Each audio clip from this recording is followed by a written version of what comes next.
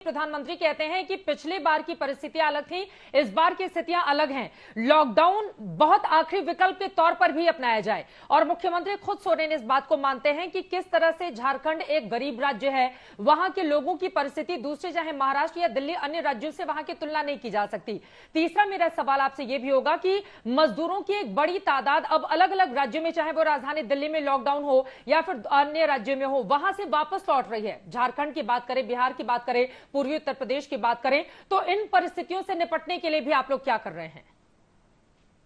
नहीं, देखिए, निश्चित तौर पर अब प्रधानमंत्री जी के पास पता नहीं किस वो मानक से, किस नापतोल से वो नापते हैं कि कहाँ आवश्यकता है लॉकडाउन की और कहाँ आवश्यकता नहीं है लॉकडाउन की, और क्यों अंतिम विकल्प के रूप में लॉकडाउन रखा जाए और क्यों लॉकडाउन नहीं किया जाए और क्यों किया जाए। वो उनके राजनीतिक तर्क हो सकते हैं, उनकी अलग चीजें हो सकती हैं, लेकिन चूंकि मैं बहुत बेबाक बोलता हूँ और सही बोलने पर विश्वास करता हूँ, तो ये लॉकडाउन तो देखिए, अब चूंकि पहले जो जिस तरीके से ये बीमारी आई थी कोविड-19, आपने देखा होगा उसमें देश की भी मृत्यु दर, जिस तरीके से अभी मृत्यु दर बढ़ रही है और जिस तरीके से लोगों को परेशानी हो रही है, ये स्थितियां पिछली बार नहीं थी। और पिछली बार जब नहीं थी तब प्रधानमंत्री जी ने लॉकडाउन लगाना जरूरी है और तरह तरह के नारे भी दे दिए थे, थाली भी बजवा दी थी, ताली भी बजवा दी थी। अब वो एक नया भी शिगुफा छोड़ रहे हैं कि भाई लॉकडाउन मत करिए, इससे हानि हो रही है। तो फिर आपने पहले क्यों नहीं मूल्यांकन किया था? आप तो देश के प्रधानमंत्री हैं, आपको उसी समय मूल्यांकन करना चाहिए था कि देश में क्यों फिर लॉकडाउन लगाया गया उस समय, जिस समय उसकी आवश्यकता नहीं थी। आज तो आवश्यकता है, तो आप लॉकडाउन को अंतिम विकल्प के रूप में कह रहे हैं, जबकि उस समय आवश्यकताएं नहीं थी।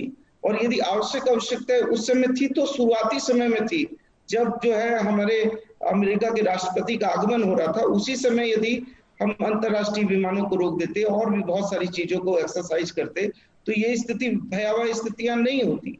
लेकिन आज जबकि मृत्यु दर ज्यादा है, आज राज्यों को बहुत परेशानियां हो रही हैं, तब प्रधानमंत्री जी का एक नई बात आ रही है कि लॉकडाउन अंतिम विकल्प रखे और कोरोना कर्फ्यू करिए।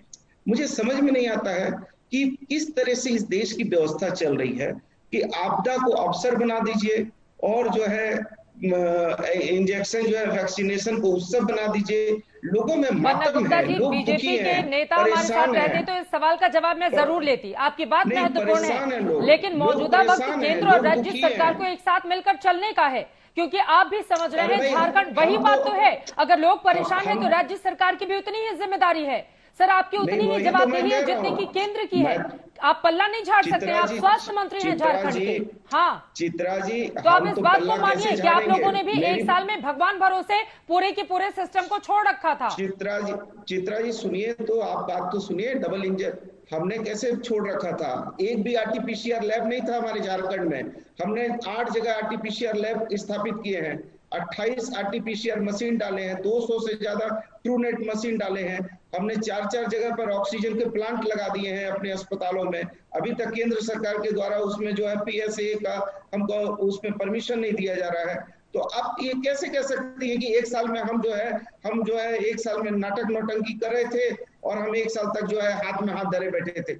हमने तो प्रत्येक दिन वर्क किया है, प्रत्येक दिन वर्कआउट किया है, और हम भाग नहीं रहे हैं और हम भागने वाले नहीं हैं। हम हमारे माननीय मुख्यमंत्री जी के सर, आपकी इतनी अच्छी मीठी बातें हैं ना, मतलब आपकी बातों से लग रहा है कि कहीं कोई दिक्कत ही नहीं थी, और अगर कहीं कोई दिक्कत ही नहीं थी तो हालात इतने खराब होते हुए झारखंड की क्यों चले गए? और ये सिर्फ बात एक राज्य की नहीं है सर। मेरा सवाल सिर्फ एक राज्य झारखंड या किसी एक से नहीं है, मेरा सवाल हर एक उस राज्य से है जहां की जनता इस वक्त त्राहिमाम की स्थिति में है। आप लोगों को अंदाजा नहीं है कि लोग किस तरह से हॉस्पिटल में जाकर लंबी लाइनें लगा रहे हैं, कतारें लगा रहे हैं, उनको हॉस्पिटल में बेड तक मुहैया नहीं हो पा रही है, उनको दवाइयां नहीं मिल रही है, ऑक्सीजन का सिलेंडर लोगों के लिए उपलब्ध नहीं है। और यकीनन अगर बीते 1 सालों में हमारी तैयारी रहती तो आज हालात इतने ज्यादा दुखद और दुर्भाग्यपूर्ण नहीं हुए रहते।